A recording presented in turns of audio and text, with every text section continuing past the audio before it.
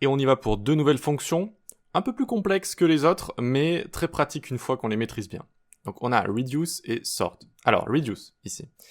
Ça prend toujours une fonction callback en premier argument, et cette fonction callback, elle a pas mal de paramètres juste ici, un accumulateur, une valeur courante, un index courant, et un tableau. Et le second argument de reduce, c'est la valeur initiale. On peut mettre initial value si on veut rester en anglais ici du coup, j'ai tout mis en anglais. Ok, très bien, donc on a tout ça, ça fait pas mal de choses. Oui, alors qu'est-ce que ça fait? Ça accumule chaque valeur d'un tableau à une valeur initiale. Si une valeur initiale n'est pas fournie, le premier élément du tableau est utilisé. Permet de faire des moyennes, d'accumuler des valeurs et de résoudre toutes sortes de problèmes. Valeur de retour, l'accumulateur après toutes les opérations. Allez, on fait un test parce que là, ça donne pas beaucoup d'idées. Donc on a ici des notes par exemple, on a les notes d'un élève. Déjà pour commencer, on a envie de toutes les additionner pour voir combien ça fait si on les additionne toutes. Comment on fait?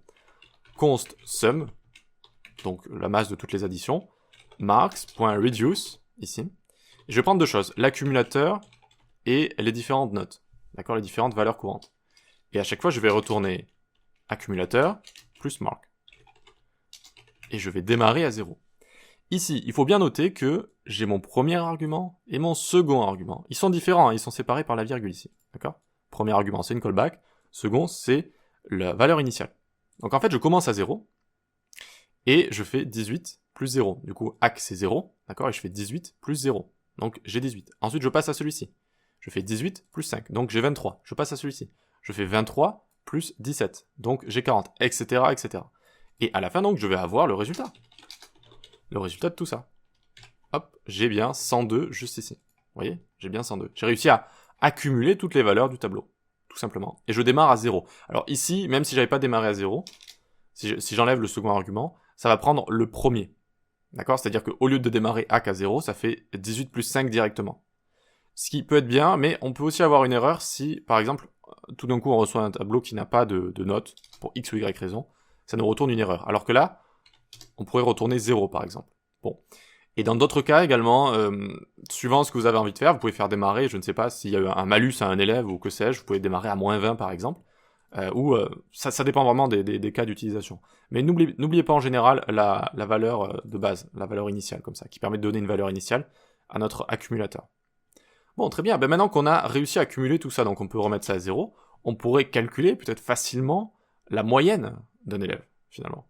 Comment on pourrait faire ici? Là, on a déjà l'accumulation. Là, on a toutes les valeurs. Il faut diviser par quoi pour faire une moyenne? Diviser par le nombre de valeurs de la liste. On sait ce que c'est, ça, c'est length. Donc finalement, ce que retourne ça, eh bien je le divise par marks.length. Juste ici. Et là, j'ai 14, tatata. Ok? Donc ici, je peux même faire math.trunc si vous voulez. Hop, et regardez ce que ça fait. Donc on verra les méthodes math plus tard, mais ça permet d'enlever tous les chiffres après la virgule si vous voulez. Ok, donc math.trunc ceci, et on a bien 14. Notre moyenne ici, c'est 14. Voilà. Ok, donc reduce, très pratique, ça permet de faire des moyennes, de faire des médianes, de calculer plein de choses de manière générale, c'est assez pratique, Donc ensuite, array.prototype.sort. Alors sort, ça veut dire trier en anglais. Donc ça prend une méthode callback avec first element, second element. Donc permet de trier des chaînes de caractères, des nombres, des objets, etc. Valeur de retour, le même tableau trié.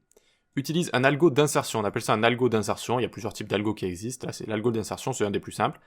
Implémenté différemment suivant chaque navigateur. C'est vrai que chaque navigateur utilise un algo d'insertion, mais l'implémente un peu à leur manière, ils font un peu leur sauce. Donc très simple à comprendre, vous allez voir un algo d'insertion, on a une base comme ceci, 10, 4, 12. Ce n'est pas trié, d'accord? J'aimerais que ce soit trié dans l'ordre croissant, donc 4, 10, 12. Donc étape 1, qu'est-ce qui fait notre algo juste ici? Il trie les deux premiers. D'accord? Donc est-ce que 10 est supérieur à 4? Oui. Donc tac, je le bouge juste ici, je le fais monter d'un cran. Et 4, je le mets en première position juste là. D'accord? Donc maintenant, on a cette partie qui est triée, c'est bon, celle-ci est triée. Ensuite, je n'ai plus qu'à tester 10 et 12.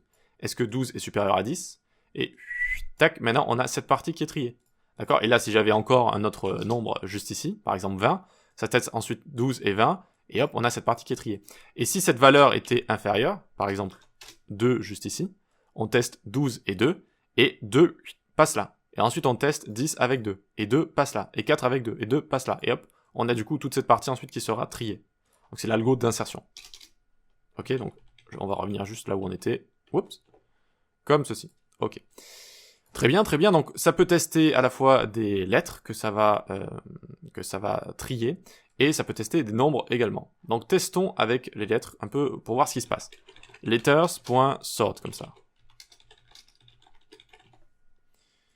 Hop, j'ai A, B, D, E, Z. Je vois que ça a fonctionné. Ça a fonctionné juste ici. Mais comment ça se passe comment ça se fait que ça arrive comme ça à trier des lettres directement?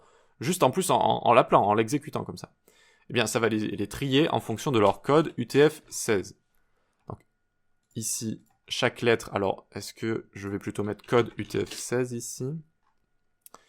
Et normalement, il y a plein de tableaux qui existent avec des valeurs juste ici.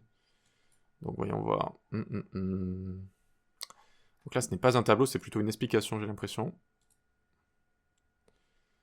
Ok, donc là, on a du binaire juste ici. UTF-16 table.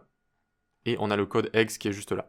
Donc chaque lettre, chaque caractère va avoir un code lié. Donc si vous l'avez en binaire, en hexadécimal, vous l'avez en décimal également. Et ça va se servir de ce code pour trier les différents éléments. D'accord?